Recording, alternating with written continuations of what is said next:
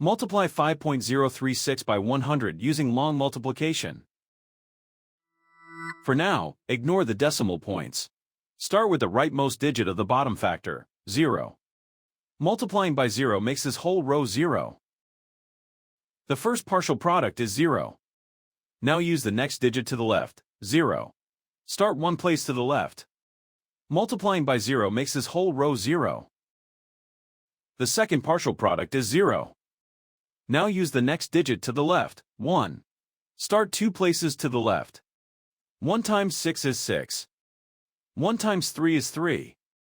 1 times 0 is 0. 1 times 5 is 5.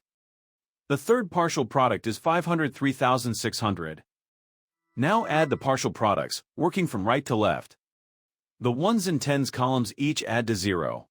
Move right to left, one column at a time. In the hundreds column, 0 plus 0 plus 6 is 6. In the thousands column, 0 plus 0 plus 3 is 3. In the 10,000s column, 0 plus 0 is 0. In the 100,000s column, bring down 5. The product of the whole numbers is 503,600. Count the highlighted digits after each decimal point.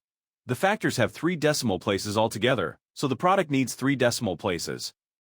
Place the decimal point 3 places from the right. 503,600 becomes 503.600. That is simply 503.6. So 5.036 times 100 is 503.6.